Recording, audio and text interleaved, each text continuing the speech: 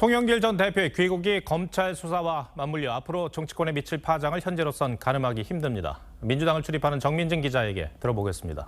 정 기자, 송 전 대표 회견에 대해서 민주당 다 들었을 거 아닙니까? 예. 민주당 실제 내부 기류는 어떻습니까? 먼저 당 지도부는 그 한시름 놓았다라는 분위기입니다. 송영길 전 대표가 돌발 발언을 하지 않았고요. 그리고 당내 요구에 따라 조기 귀국뿐만 아니라 이 탈당 의사까지 밝혔기 때문입니다. 예. 귀국과 함께 진상규명도 속도를 낼 거란 기대감이 있지만 이 송 전 대표가 돈봉투 의혹 그 자체에 대해선 여전히 전혀 모른다라는 입장이라 향후 파장을 쉽게 예상하기 어렵다는 말이 나옵니다. 수도권의 한 중진 의원은 송 전 대표가 최소한의 잘못을 인정할 줄 알았는데 이 사태의 심각성을 전혀 인지하지 못하고 있는 것 같다. 파장이 더 커질 것 같다라고 말했습니다. 기자회견 전에 이재명 대표는 송 전 대표에게 직접 귀국을 하라고 요구하지 않았습니까? 네. 그 배경이 뭘까요? 그동안 민주당은 송 전 대표가 이 국내에 없고 이 프랑스 파리에 있기 때문에 이 사태를 파악하는데 어려움이 있다라는 입장이었습니다.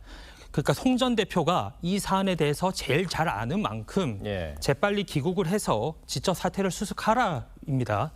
그런데 이 당 지도부의 한 의원은 이 송 전 대표가 귀국을 하면 당이 아니라 이 송 전 대표가 전적으로 대응할 것이라고 말했고요.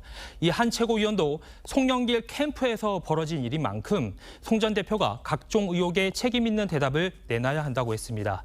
어떻게 보면 당이 당사자에게 모든 대응과 책임을 넘기는 모양새가 아니냐라는 지적도 있는데 비명계이자 오선의 이상민 의원은 이 송 전 대표가 탈당을 해도 민주당 정당대회에서 벌어진 문제라며 민주당이 책임지고 진상을 밝혀야 한다고 주장을 했고요.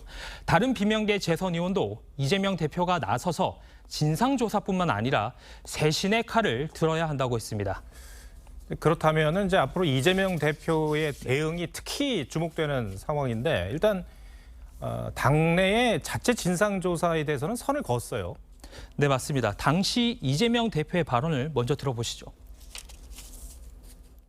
당이 사실 규명을 하기에는 한계가 뚜렷합니다.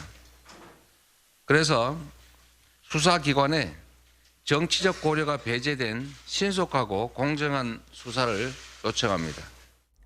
그 한마디로 강제 수사권이 없지 않습니까? 그래서 당 자체 규명이 어렵다는 거고요.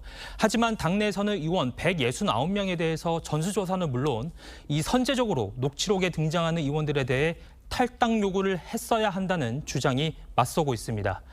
한 비명계 중진 의원은 당에서 일벌백계 하자니 이재명 당대표 사법 리스크와의 형평성 문제 때문에 당 지도부가 지금 망설이고 있는 것 아니냐라는 지적을 했고요.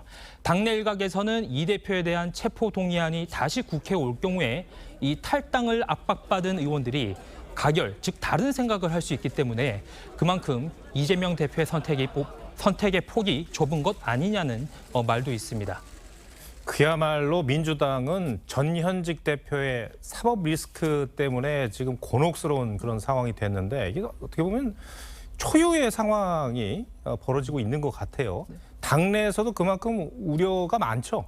네, 맞습니다. 그 두 사람은 물론 이 계파를 놓고 보면 결이 좀 다르긴 합니다. 하지만 당내에서는 지난 대선 때부터 두 대표를 이심, 송심이라는 말로 보는 시각도 있습니다. 특히 대선 이후 송 전 대표가 서울시장 선거에 출마하면서 이 지역구를 이재명 대표가 물려받은 사례가 있고요. 또 이번 돈봉투 의혹의 핵심으로 지목된 송 전 대표의 보좌관이 이재명 성남시에서 이재명 대표 최측근들과 근무한 사실까지 드러나 그 인연의 배경이 주목되고 있는 상황입니다.